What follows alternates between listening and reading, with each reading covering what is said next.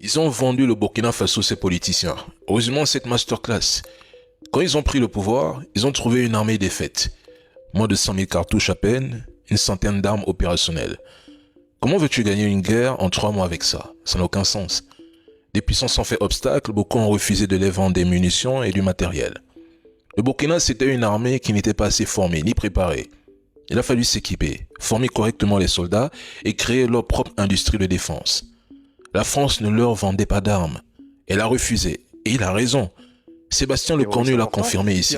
Soit on fait à leur côté, soit on fait à leur place, c'est pas à l'ordre du jour, soit on leur permet de faire. Et si on leur permet de faire, il y a évidemment un niveau d'équipement qu'il faut atteindre. Ça pose des questions sur les prix, les modèles économiques que notre BITD, Base industrielle et technologique de défense, doit aussi proposer à l'Afrique. Je le dis ici sans embâche, je suis ministre de tutelle des industries de défense, je les aime, mais enfin pendant de nombreuses années, le marché africain ne les intéressait pas. Vendre les armes aux Africains ne les intéressait pas. Pourtant, il n'y a pas d'État s'il n'y a pas d'armée forte. Mais pour la France et ses trolls africains, nos pays n'auraient pas besoin d'être militarisés.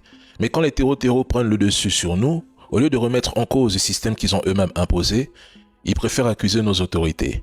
Un autre point important, les postes de responsabilité étaient gangrenés par la corruption, l'arrivisme et le clientélisme. Des élites plus occupées à se servir qu'à servir. Et tant que ça restait comme ça, aucune réforme ne pouvait aboutir. Le vrai combat n'était pas seulement de combattre les terreaux ou de combattre les forces extérieures, mais il fallait changer les hommes, changer les mentalités, chasser la corruption, réformer l'État, former et éduquer les forces, créer des emplois et produire au Burkina ce dont vous avez besoin. Sans ça, toute victoire était une illusion. Et si aujourd'hui les politiciens hurlent et financent des apatrides sur la toile, mais ce n'est pas par amour du peuple. C'est parce qu'Ibrahim Traoré a mis le doigt directement dans leurs affaires, dans leurs intérêts privés. Et ça fait mal. Exemple, vous voyez des gens qui passent leur temps à insulter le président Ibrahim Traoré? Faites le constat, la plupart ont créé leur compte uniquement après son arrivée au pouvoir. Coïncidence? Mais avant lui, où était-il? Que disait-il sous les anciens régimes? Rien, parce qu'il profitait sous l'ancien régime. Concernant l'AES, chaque pays membre de la force conjointe doit commander ses propres équipements pour armer cette force. Sauf que ces commandes passent souvent par des processus bureaucratiques. Approbation gouvernementale, signature de contrat, vérification des exportations, accord avec le pays fournisseur. Certains équipements ne sont pas en stock et doivent être fabriqués sur commande.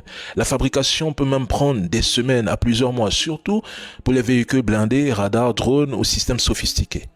Une fois produits, les équipements doivent être transportés par avion cargo, navire ou convoyés par route selon le type et le volume. Le passage par des ports ou aéroports principaux sont mis en exergue. Mais les contrôles douaniers stricts, les inspections et formalités, la logistique